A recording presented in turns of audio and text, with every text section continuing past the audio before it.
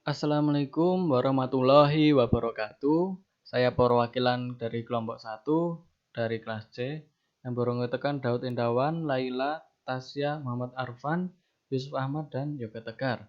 Di sini saya akan mempresentasikan mengenai Aisyah. Sejarah Aisyah. Aisyah didirikan pada 27 Rajab 1335 Hijriah atau 19 Mei 1917 Masehi. Dalam perhelatan Akbar nan meriah bertepatan dengan momen Isra Mi'raj Nabi Muhammad SAW.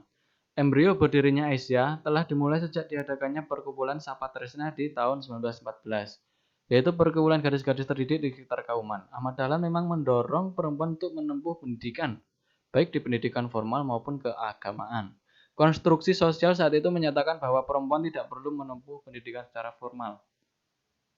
Pendirian Aisyah diawali dengan pertemuan yang digelar di rumah Kiai Haji Ahmad Dahlan pada 1917 Masehi, yang dihadiri oleh Kiai Haji Ahmad Dahlan, Kiai Haji Fahrudin, Kiai Haji Mokhtar, Kiai Haji Bagus Hadikusumo bersama 6 gadis kader Ahmad Dahlan, yaitu Siti Bariyah, Siti Dawimah, Siti Dalalah, Siti Busro, Siti Wadinga, dan Siti Badilah.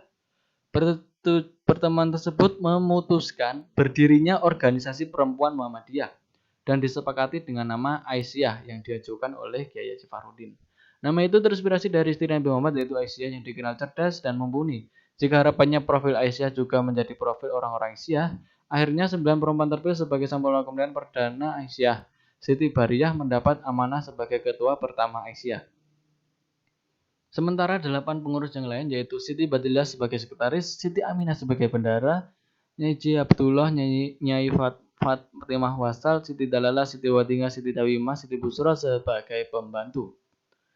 Terpilihnya Siti Bariyah, salah satu kader terbaik Dahlan, merupakan bukti kaderisasi yang berhasil dari Dahlan. Istrinya juga sahabat dan murid Dahlan. Kebanyakan menyangka bahwa Nyai Dahlan dah pemimpin pertama organisasi Aisyah. Istri Ahmad Dahlan itu lebih menjadi profil pembimbing Aisyah yang baru seumur jagung.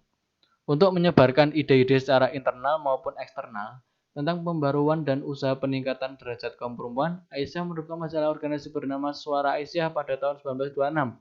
Dalam sejarahnya sebagai organisasi perempuan yang berdiri di masa awal pergerakan dan telah memiliki visi Persatuan Pergerakan Perempuan, Aisyah berperan aktif dalam penyelenggaraan Kongres Perempuan Indonesia I dan memperkasih berdirinya Kongres Wanita Indonesia atau KOWANI. Visi, misi, tujuan, dan manfaat. Visi 1. Berkembangnya Islam, berkemajuan dan kehidupan masyarakat khususnya lingkungan umat Islam di mana Aisyah berada. 2. Berkembangnya gerakan pencerahan yang membawa proses pembebasan, pemberdayaan, dan pemajuan dalam kehidupan keumatan dan kebangsaan. 3. Berkembangnya perempuan berkemajuan di lingkungan umat Islam dan bangsa Indonesia maupun ranah global sebagai insan pelaku perubahan menuju peradaban utama. Visi adalah kelima gerakan perlu dilakukan oleh Aisyah. Kelima gerakan tersebut adalah gerakan yang berorientasi pada kesejahteraan, kemodernan dan kelestarian, advokasi dan perubahan sosial, kebijakan publik dan gerakan sosial baru yang bersifat multikultural dan terintegritas. Tujuan dan manfaat berupa keinginan untuk menegakkan dan menjunjung tinggi agama Islam hingga dapat mewujudkan masyarakat Islam yang sebenarnya adil dan makmur yang mendapat ridha Allah, juga agar tercapainya usaha-usaha Aisyah untuk menguatkan dan mengembangkan dakwah amar ma'ruf nahi munkar. Perkembangan yang dibuat Aisyah. 1.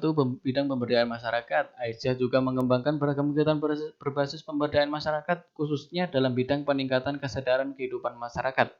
Hingga saat ini, amal usaha yang mencakup pengajian, kuliah tarbiyah, kelompok bimbingan haji, badan infak zakat dan sedekah, serta musyawarah berjumlah 3.785. Kedua, bidang jaringan kerjasama. Sejak berdiri, Aisyah telah menjalin kerjasama dengan berbagai pihak, baik di dalam maupun di luar negeri. Pada masa berkenan nasional, kerjasama lebih ditujukan untuk menjalin semangat persatuan untuk perjuangan melepaskan bangsa Indonesia dari belenggu penjajahan. Pada tahun 1928, Aisyah menjadi salah satu pelopor berdirinya Badan Federasi Organisasi Wanita Indonesia yang sekarang dikenal dengan nama Kongres Wanita Indonesia (KOWANI). Dalam bidang kesehatan, dengan misi sebagai pergerakan terwujudnya masyarakat dan lingkungan hidup yang sehat, Aisyah mengembangkan pusat kegiatan pelayanan dan peningkatan mutu kesehatan masyarakat serta pelestarian lingkungan hidup melalui pendidikan. Saat ini Aisyah telah mengelola dan mengembangkan 10 RSKIA Rumah Sakit Khusus Ibu dan Anak dalam besaran klinik bersalin, 232 BKIA atau Yandu, dan 35 balai pengobatan yang tersebar di seluruh Indonesia.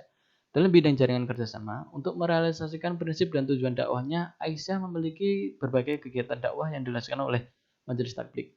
Majelis ini bergerak dalam urusan kajian Islam konseptual, dakwah, dan pengalaman Islam, dengan visi untuk menjadi organisasi dakwah yang mampu memberi pencerahan kehidupan keagamaan Untuk mencapai masyarakat madani, Majelis Tabligh mengembangkan gerakan-gerakan dakwah Islam dalam seluruh aspek kehidupan, menguatkan kesadaran keagamaan masyarakat, mengembangkan materi, strategi, dan dakwah media dakwah, serta meningkatkan kualitas mubalighah. Sekian presentasi dari kelompok kami. Apabila ada kesalahan, kami mohon maaf sebanyak-banyaknya. Billahi taufiq wal hidayah. Wassalamualaikum warahmatullahi wabarakatuh.